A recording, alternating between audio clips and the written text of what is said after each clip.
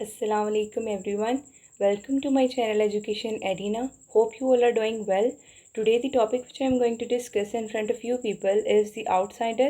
It is also known as the stranger, and today we'll discuss the part 1 summary and themes of this short novel or novella, and it was written by Albert Camus, which is included in a subject named as World Literature and Translation, a part of BS English 6th semester.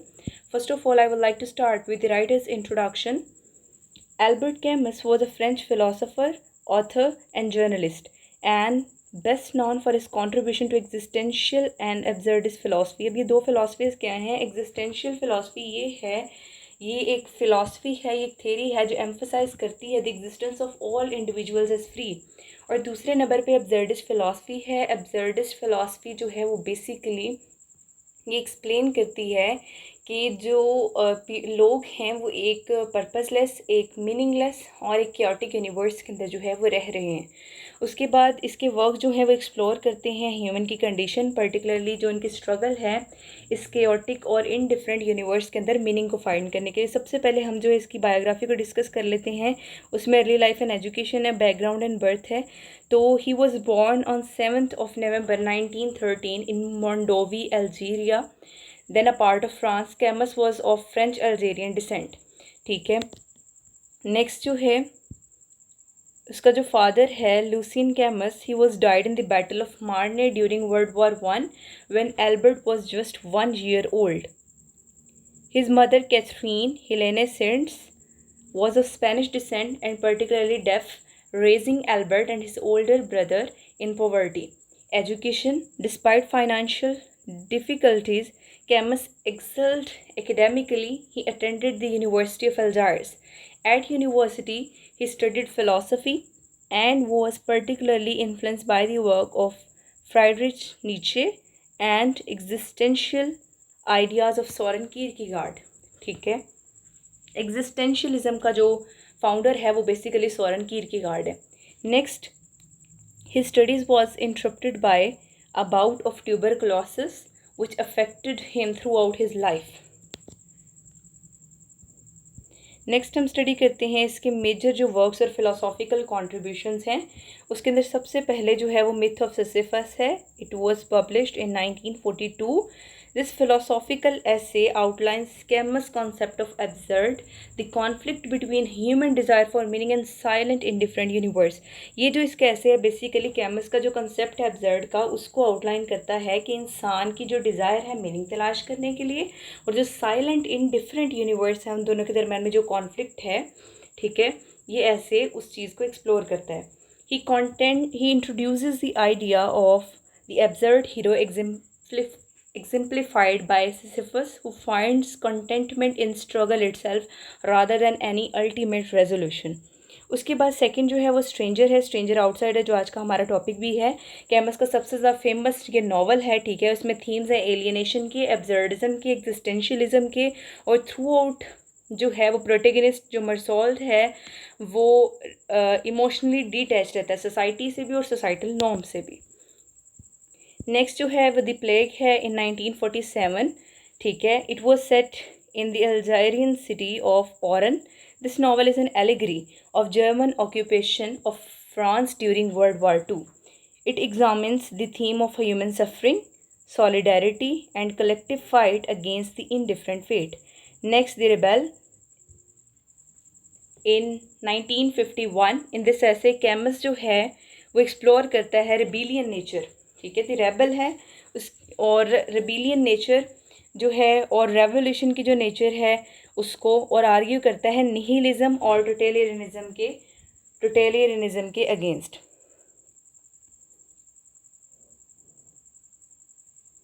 वो advocate करता है, ठीक है, rebellion की एक major form के लिए जो रिकॉग्नाइज करती है कि ह्यूमन की लिमिट्स क्या हैं, लिमिटेशंस क्या हैं और मॉरल वैल्यूज़ को मेंटेन करने की ज़रूरत क्या है.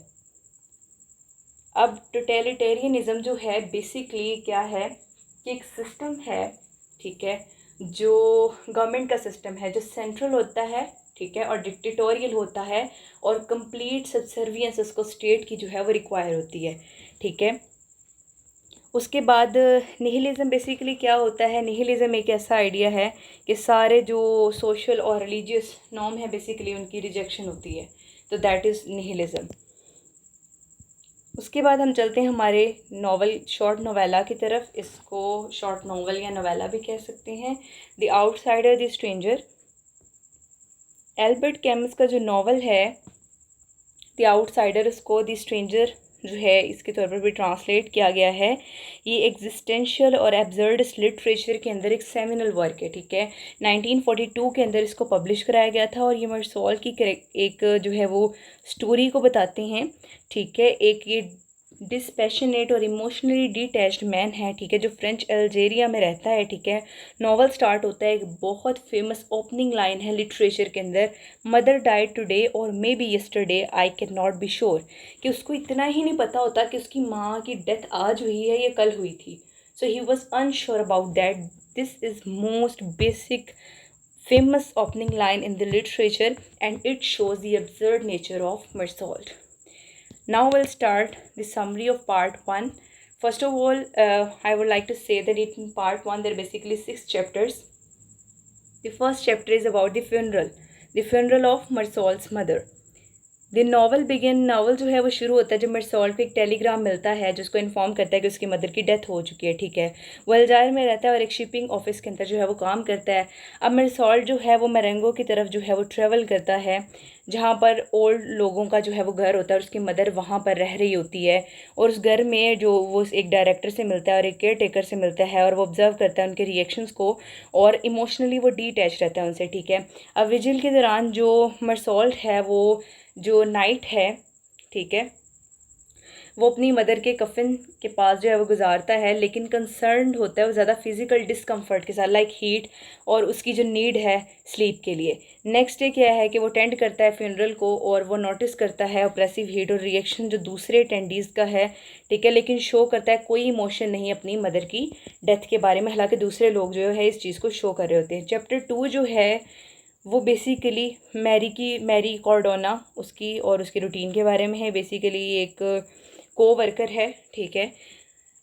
जब ये अल्जायर्स में वापस आता है तो मर्सॉल्ट जो अपनी रूटीन को रिज्यूम करता है, ठीक है। जो उसकी मदर के फ्यूनरल के बाद दिन आता है तो वो स्विमिंग के लिए जाता है, वहाँ मैरी कॉर्डोना से मिलता है, ठीक है। एक फॉर्मर को वर्कर होती है, वो पूरा दिन गुजारते हैं, स्विम करते हैं, कॉमेडी फिल्म देखने जाते हैं, and later being in a romantic relationship. उसके बाद जो मर्सॉल्ट का रिलेशनशिप है मैरी कॉर्डोना के साथ, वो करेक्टराइज बेसिकली किया गया फिजिकल अट्रैक्शन और companionship rather than any deep emotional connection between these two. वो बाद में काम पे वापस आता है, ठीक है, और अपनी ज़िंदगी की रूटीन वैसे ही स्टार्ट कर देता है और वो अपनी मदर की डेथ से बिल्कुल अनइफेक्टेड होता है। जो थर्ड चैप्टर है वो नेबर के बारे में है। मर्सॉल्ट जो है वो इंटरेक्ट करता है नेबर्स के साथ, जिसमें जो है वो रेमंड सेंट है, ठीक है, एक वेयर हाउस वर्कर है और इसकी जो है वो क्वेश्चनेबल रेपुटेशन है। रेमंड जो है वो इनवाइट करता है मर्सॉल्ट को एक डिनर के लिए और उसकी मदद चाहता है कि उसका पर्सनल मैटर है जो उसकी बीवी के साथ है उसमें उसकी हेल्प करे। और वो कहता है कि उसने सस्पेक्ट किया था इनफाइडिलिटी के लिए, ठीक है। उसके बाद मर्सॉल्ट एग्री करता है कि वो रेमंड के लिए एक लेटर लिखेगा और उसकी मिस्ट्रेस को वापस लाने में, ठीक है, जो मिस्ट्रेस जो है वो कन्फ्रंट करता है जैसे कि, तो उसकी वो हेल्प करेगा। ये डिसीजन जो है वो इनडिफरेंस में लिया जाता है, रादर वो मॉरल को स्टांस देखिए। उसके बाद फोर्थ चैप्टर रेमंड के कॉन्फ्लिक्ट के बारे में है। रेमंड की मिस्ट्रेस वापस आती है और एक वायलेंट जो है वो आल्टरसेशन जो है वो होती है, ठीक है, और पुलिस उसके अंदर आ जाती है। मर्सॉल्ट जो है वह एग्री होता है कि टेस्टिफाई करे रेमंड के बिहाफ के ऊपर, क्लेम करता है कि मिस्ट्रेस अनफेथफुल थी और रेमंड अपने एक्शंस के अंदर जो है वो जस्टिफाइड है। उसके बाद जो है इस चीज़ में जो है वो जो मर्सॉल्ट होता है वो रेमंड के जो अफेयर्स हैं उसके अंदर ज़्यादा इंटेंगल्ड हो जाता है और अपना जो पैसिव कंप्लायंस है एक्टिव इन्वॉल्वमेंट के बजाय वो डेमोन्स्ट्रेट करता है। फिफ्थ चैप्टर जो है वो बीच के बारे में है। जो रेमंड है वो इनवाइट करता है मैरी और मर्सॉल्ट को कि बीच हाउस में जो उसका एक फ्रेंड मैसन का है, ठीक है, वो पूरा दिन वहाँ पर इंजॉय करके गुजारते हैं और वहाँ पर लंच भी करते हैं। एक वॉक के दौरान रेमंड जो है वो एक ग्रुप ऑफ अरब्स होते हैं, ठीक है, जिसमें उसकी मिस्ट्रेस का ब्रदर भी होता है, ठीक है, उनको सपोर्ट करता है। टेंशन जो है वो राइज होती है और कॉन्फ्रंटेशन होती है, ठीक है। और रेमंड जो है वो इंजर्ड हो जाता है एक नाइफ फाइट में, एक जो है एक अरब के हाथों, ठीक है। जब वो घर वापस आते हैं तो मरसोल्ट जो है वो रेमंड की गन लेता है और एक बीच पे वॉक के लिए चला जाता है, ठीक है। वो दोबारा उसको मिलते हैं और ऑप्रेसिव हीट और सनलाइट की वजह से, ठीक है, और ऑप्रेसिव हीट और जो ब्लाइंडिंग सनलाइट है, ठीक है, वो ये डिसओरिएंटेड जो स्टेट है उसमें कंट्रीब्यूट करती है। नेक्स्ट हम चलते हैं 6 चैप्टर की तरफ, जो कि मर्डर के बारे में है, ठीक है। अब जो मरसोल्ट है उसकी फीलिंग ओवरवेलम्ड होती है हीट से, ठीक है, और डिसओरिएंटेड होती है सन जो रिफ्लेक्ट कर रहा है उस अरब की नाइफ पे। और वो क्या करता है कि उसको शूट कर देता है, ठीक है। Fire more 4 more shots into the body, though the first shot was fatal, ठीक है। तो वो 4 शॉट्स जो है उसकी बॉडी के अंदर करता है। ये जो एक्ट ऑफ वायलेंस है ये डिपिक्ट किया गया है कि आर्बिट्रेरी और सेंसलेस है, क्योंकि मरसोल्ट कोई भी क्लियर मोटिव या इमोशनल रिएक्शन जो है उसको शो ही नहीं करता। तो ये पार्ट 1 है जिसके अंदर 6 चैप्टर्स हैं, ठीक है। बारी बारी हमने मेन जो है वो डिस्कस कर लिया कि हर चैप्टर में किस बारे में बताया गया है। उसके बाद हम इसी पार्ट 1 के थीम्स की तरफ चलते हैं। जो पार्ट 2 है उसके जितने चैप्टर्स हैं इंशाल्लाह नेक्स्ट वीडियो में हम वो भी डिस्कस करेंगे, तो ये पूरा जो नवेला है कवर हो जाएगा। पहला थीम जो है वो अब्जर्डिज्म का है। मरसोल्ट के जो एक्शन हैं और जो नैरेटिव का फोकस है फिजिकल सेंसेशंस के ऊपर, इमोशनल रिस्पॉन्सेस की बजाय वो हाईलाइट करता है कि एग्जिस्टेंस जो है उसकी अब्जर्डिटी को, लाइफ आर्बिट्ररी है और इनहेरेंट मीनिंग से डिवॉइड है। उसके बाद हम चलते हैं नेक्स्ट थीम की तरफ, जो कि है इमोशनल डिटैचमेंट का। मरसोल जो है he lacks of conventional emotional responses to significant event. जैसे उसकी मदर की डेथ है, उसका रोमांटिक रिलेशनशिप है मैरी कॉर्डोना के साथ, और ये अंडरस्कोर करते हैं कि इसकी इमोशनल डिटैचमेंट और एलियनेशन भी है सोसाइटल नॉर्म। यानी कि जब उसकी मदर की डेथ हुई थी तब भी उसने कुछ इस तरह का नहीं था शो किया। और सिमिलरली जो उसका रिलेशनशिप है मैरी कॉर्डोना के साथ, जब उससे वैसे पूछती है कि अगर मेरी तरह की कोई और इस जगह पर हो तो क्या तुम मुझसे शादी कर लोगे, and he says yes. Next जो है वो इंडिफरेंस है। मरसोल्ट की इंडिफरेंट जो एटीट्यूड है ज़िंदगी की तरफ और जो इवेंट्स हैं उसके इर्द गिर्द, वो एक सेंट्रल थीम है, ठीक है। वो पैसिवली उन सिचुएशंस के लॉन्ग जो है वो चलता है, रादर कि वो एक्टिवली उनमें इंगेज हो। लास्ट जो है वो इन्फ्लुएंस है एनवायरनमेंट का। जो प्रेसिव हीट और ब्राइट सनलाइट है वो रिकरेंट मोटिव्स हैं जो इन्फ्लुएंस करते हैं मरसोल्ट के एक्शन को, स्टेट ऑफ माइंड को, particularly during the pivotal murder scene. तो वो बेसिकली बताते हैं कि इन्वायरनमेंट का भी इन्फ्लुएंस है।